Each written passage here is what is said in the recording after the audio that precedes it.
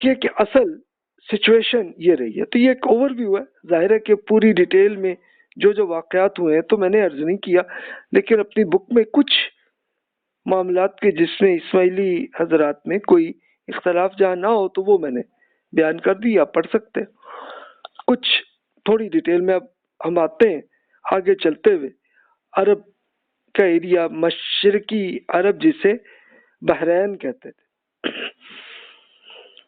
وہاں ان کے دائیوں کا ایک الگ گروپ جو ہے وہ بن گیا، اور انہوں نے پھر اسماعیلی قرمتی سلطنت بھی بنا دی تھی 286 ہجری میں، اور یہ 365 ہجری تک رہی ہے. یعنی وہی آلموسٹ اب کہہ لیں تو 80 ایئرز تک کی حکومت رہی ان کی. اچھا، اس میں اسماعیلی دائی قرمت ان کا نام تھا، تو ان کو ایک یہ دعویٰ کہ امام مہدی یہ ہے.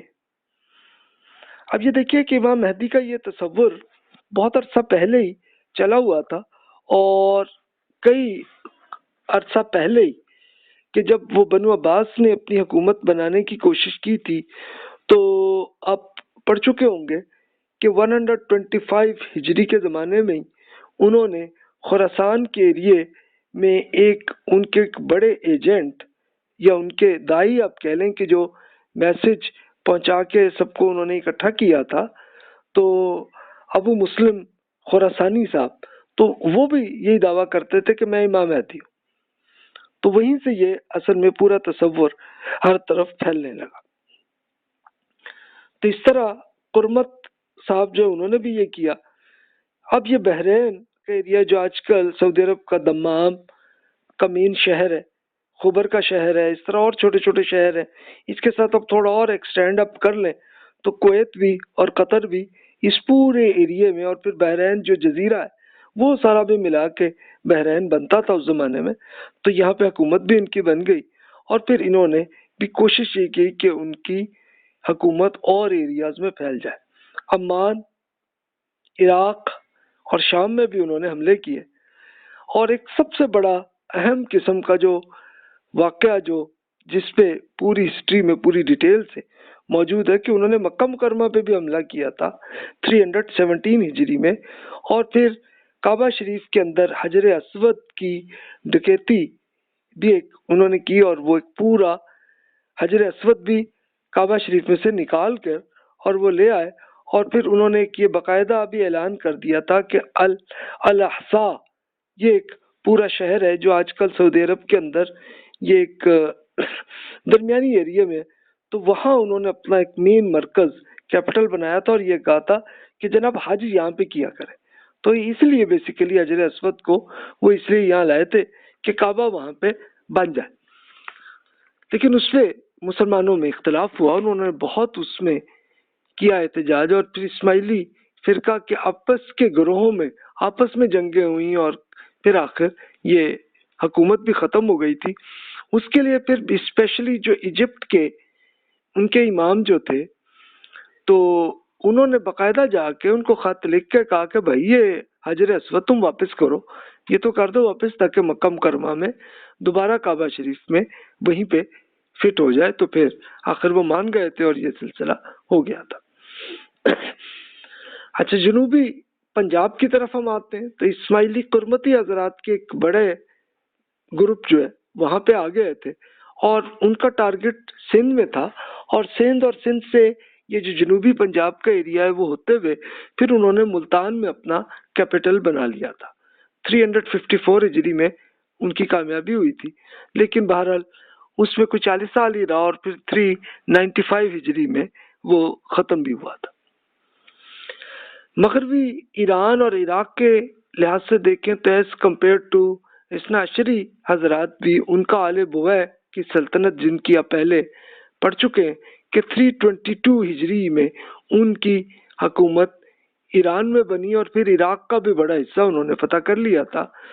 تو 334 ہجری میں تو انہوں نے بغداد بھی فتح کر لیا تھا، اور تب جا کے انہوں نے عین اسی ٹائم میں یہ بھی کیا کہ چلو بنو عباس کی خلافت کو مانے رکھا، لیکن خلیفہ ان کے انڈر ہی رہتا تھا. یعنی اب آل بویہ کی حکومت کے مطابق ہی آتا تھا. تو اسی زمانے میں اثنا عشری حضرات کا بھی بڑا عروج کا پیریڈ ہے.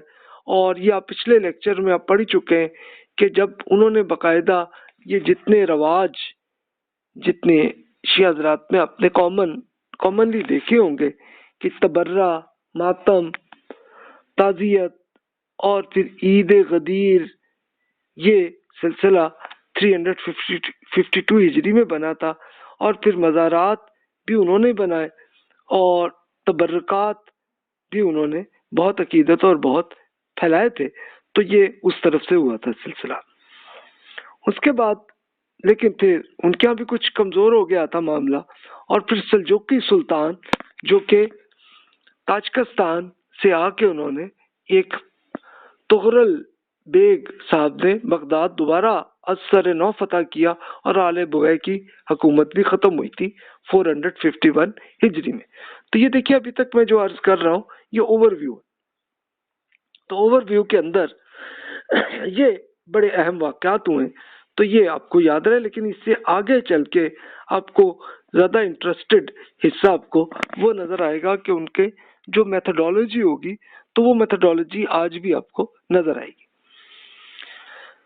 تو اب آپ دیکھیے اس کے لیے ہم ایک اسماعیلی اسکالر فرحاد دفتری صاحب جن کی بک کا ہم اسٹڈی کر رہے ہیں، تو انہوں نے ایک باقاعدہ وہ عقائد جو اسماعیلی حضرات میں تھے اور شیعہ حضرات کے کچھ اور جو گروپس تھے ان میں تھے، تو انہوں نے اس کی ایک پوری ڈیٹیل بیان کی ہے. تشکیل عقائد یعنی عقائد کیسے ڈیولپ ہوئے. یہ 261 to 286 ہجری کے پیریڈ میں یہ ہوا. تو دفتری صاحب اس میں یہ بیان کرتے ہیں. اب میں انہی کے جو کچھ انہوں نے بیان فرمایا تو اس کا ترجمہ آپ کے سامنے عرض کر رہا ہوں، لیکن آپ کو اگر لگے کہ بھی یہ صحیح نہیں لگ رہا تو آپ خود دفتری صاحب کی بک کو آپ ڈاؤن لوڈ کر لیجئے. انگلش میں انہوں نے لکھی ہوئی ہے، آپ اسے پڑھ لیں تو سیم دیکھیے گا آپ کو کہ یہ ان کے ہاں ڈیولپمنٹ ایسی ہوئی ہے. تو اس میں وہ بیان فرماتے ہیں اسماعیلی شیعت کے اندر نظریات کیسے آئے تھے. ان ابتدائی اسماعیلیوں نے اس بات پر زور دیا کہ مقدس صحیفوں اور دین کے اوامر و نواہی کے ظاہری اور باطنی مطلب میں فرق کرنا چاہیے.